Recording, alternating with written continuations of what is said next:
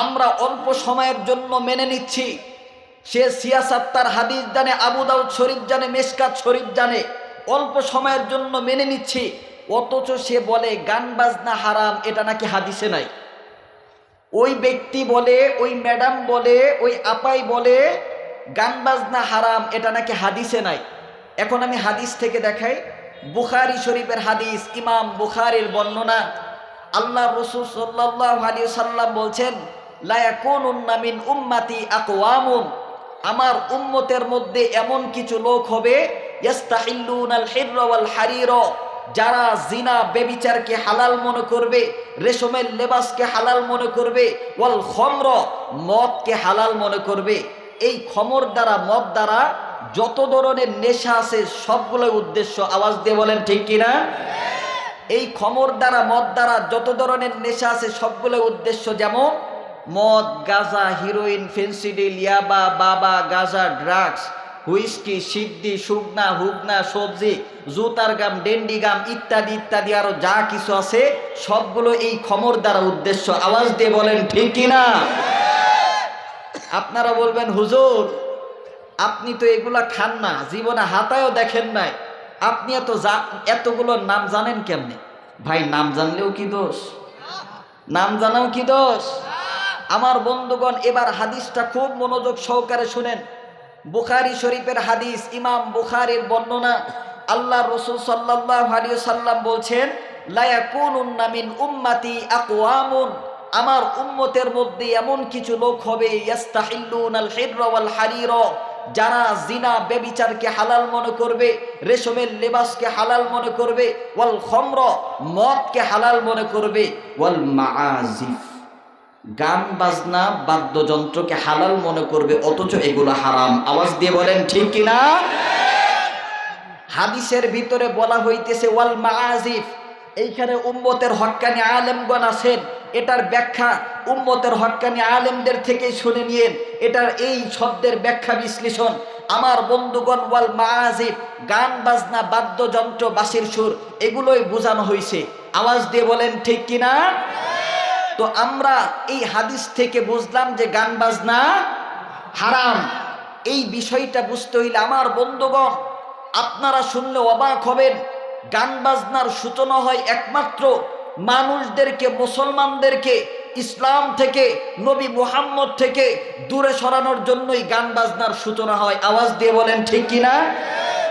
এই বিষয়টা বুঝতে হইলে সবার আগে আপনাকে আমাকে সূরাতুল লোকমানের ৬ নং আয়াতের অর্থ, শানে নুজুল এবং ব্যাখ্যা বিশ্লেষণ জানতে হবে। আসেন আমরা বাস্তব ইতিহাস জানি।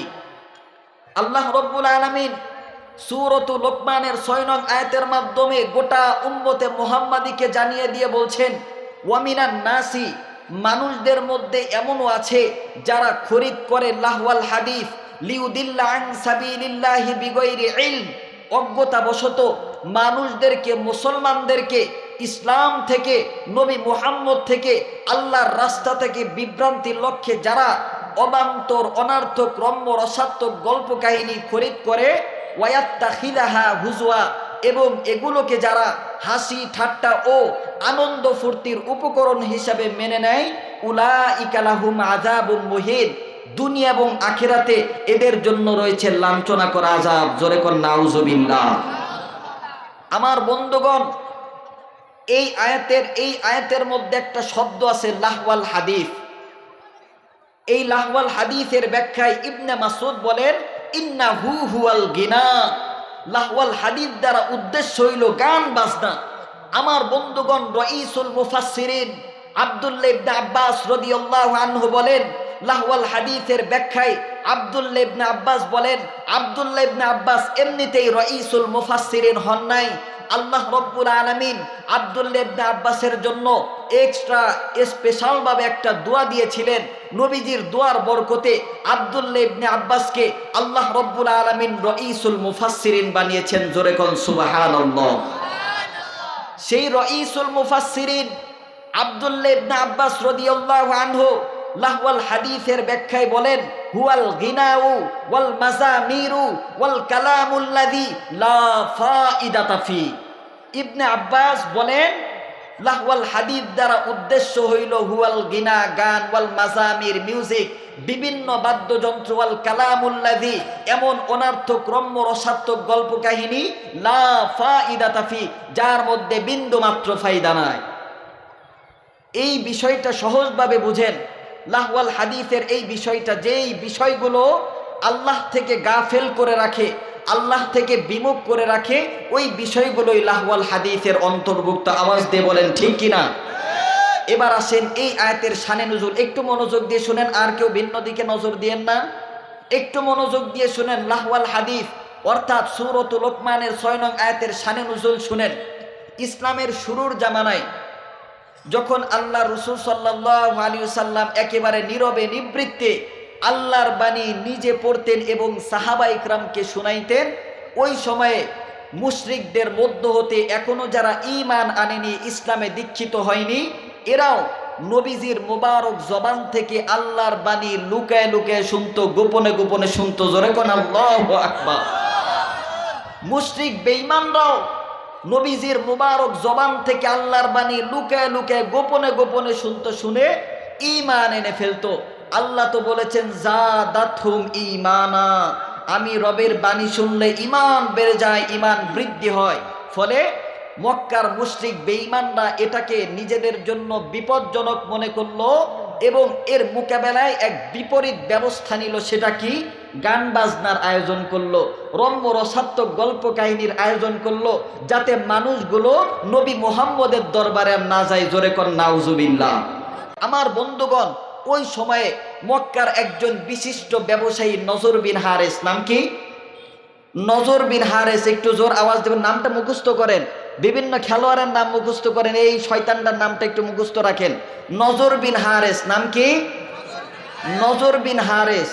এই ব্যক্তি বড় বুদ্ধি করে ইরান থেকে বড় বড় রাজা বাদশাদের গল্প কাহিনী খরিদ করে আনলো। অপর আর এক বর্ণনায় আছে, ইরান থেকে একজন সুন্দরী যুবতী রমণী, খুব আকর্ষণীয়, ভালো গায়, এমন একজন নর্তকী গায়িকা খরিদ করে আনলো। দেশে ফিরে মানুষদেরকে দাওয়াত দিল, নবী মুহাম্মদ একজন গণক, নবী মুহাম্মদ একজন জাদুকর। জোরে কর নাউজুবিল্লাহ। নজর বিন হারেস এলাকার মধ্যে আসিয়া ডাক দিয়ে বলল, নবী মুহাম্মদ একজন জাদুকর, নবী মুহাম্মদ একজন গণক, নবী মুহাম্মদ আপনাদেরকে ভুলভাল বুঝায়, আপনাদেরকে আদো সামুদ জাতির গল্প শোনাই। আপনারা নবী মুহাম্মদের দরবারে যাইবেন না গো, আপনারা সবাই আমার দরবারে আসবেন। অমুক দিন অমুক স্থানে আমি আপনাদেরকে রম্য রসাত্মক গল্প কাহিনী শোনাবো। নবী মুহাম্মদ আপনাদেরকে যা শোনাই, এর থেকে রম্য রসাত্মক গল্প কাহিনী আমি নজর বিন হারেস আপনাদেরকে শোনাবো। মুসলমান বন্ধু, যুবক ভাইরা রে, এখনো যারা রাস্তার মধ্যে ঘোরাফেরা করো, আসো না আসো, এই ছোট্ট ভাইটার জবান থেকে একটু আলোচনা শুনিয়া যাও, দিলটা নরম হইয়া যাবে। নজর বিন হারেস গোটা এলাকাবাসীর মধ্যে এমন করে দাওয়াত দিল, নজর বিন হারেসের দাওয়াতে সবাই সাড়া দিল। এলাকার যুবক মুরব্বীরা, এলাকার ময় মুরব্বীরা, যুবকরা সেই নির্ধারিত দিনে নির্দিষ্ট স্থানে উপস্থিত হইল। যখন গোটা মানুষ, এ মুসলমান বাবা যে ময় মুরব্বীরা যখন সুন্দর করিয়া নজর বিন হারেসের ডাকে সাড়া দিল, নজর বিন হারেস উপস্থিত মানুষদের মধ্যে ডাক দিয়ে বলল, আপনারা আগে নবী মুহাম্মদের দরবারে যাইতেন, এখন থেকে আর নবী মুহাম্মদের দরবারে যাইবেন না। নবী মুহাম্মদ আপনাদেরকে ভুলভাল বোঝায়, আপনাদেরকে আদো সামুদ জাতির গল্প শোনায়, আপনাদেরকে জান্নাত জাহান্নামের গল্প শোনায়। মুসলমান বন্ধু, নজর বিন হারেস এমন করে বলে, আপনারা আর নবী মুহাম্মদের দরবারে যাইবেন না, এখন থেকে আপনারা সবাই আমার দরবারে আসবেন।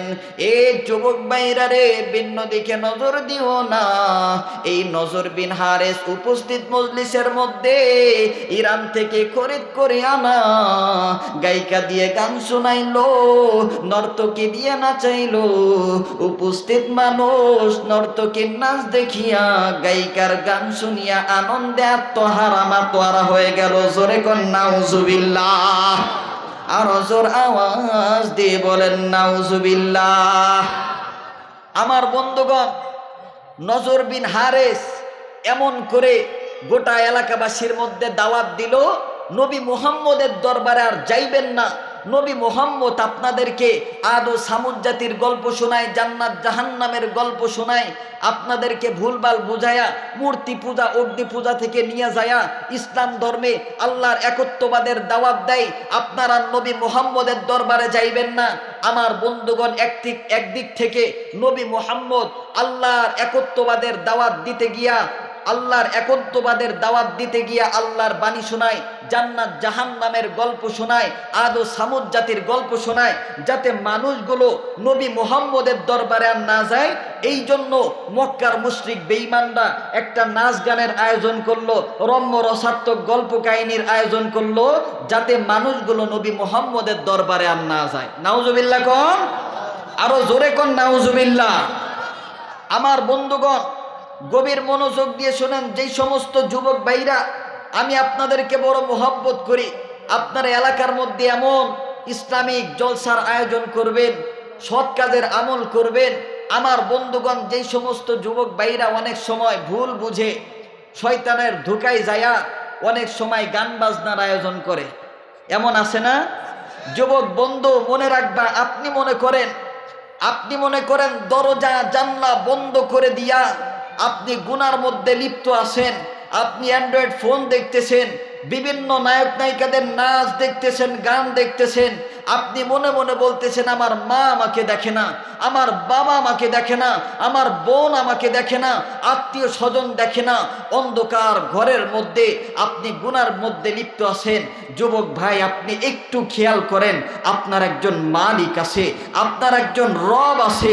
ওই রব, ওই সত্তা কিন্তু ঠিকই দেখতেছে। আওয়াজ দিয়ে বলেন ঠিক কিনা? যারা এমন অশ্লীল গান বাজনার আয়োজন করবে, এদের হাসন নাসন নজর বিন হারেসের সাথেই হবে।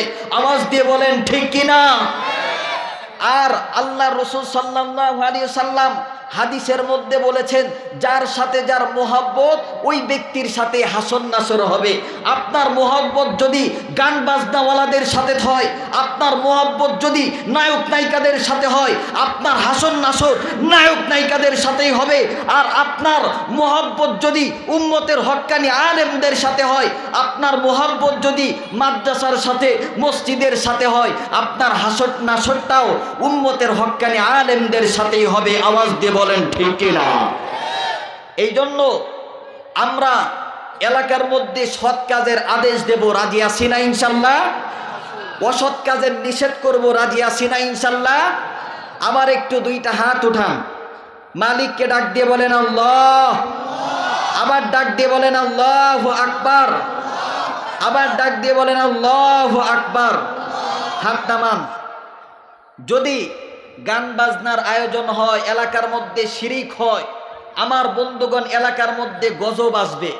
দেখেন না, গত শুক্রবার জুম্মাবারেও আল্লাহ এমন একটা ভূমিকম্প দিয়া গোটা দুনিয়াটাকে নাড়ায় দিছে। আওয়াজ দিয়ে বলেন ঠিক কিনা? এগুলো আমাদের গুনাহের ফল, গুনাহের ফল। যুবক, একটু ভাবো, জাহান্নামের আগুনে জ্বলতে হবে। জাহান্নামের আগুন বড় ভয়ানক হবে, জাহান্নামের আগুন মারাত্মক ভয়াবহ হবে।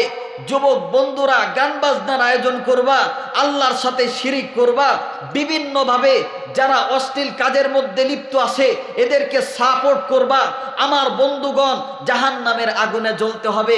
দেখেন, আল্লাহ রব্বুল আলামিন এত সুন্দর করে, কত মোহব্বত করে বান্দাকে ইমানদার বলে সম্বোধন করে, বড় আদর করে, মোহাব্বত করে ডাক দিয়ে বলতেছে, বান্দা, নিজে জাহান্নামের আগুন থেকে বাঁচো, নিজের অধীনস্থ যারা আছে উনাদেরকেও জাহান্নামের আগুন থেকে বাঁচাও। দেখেন, আল্লাহ এত সুন্দর করে বলতেছে, ইয়া আইয়ুহাল্লাযীনা আমানু কু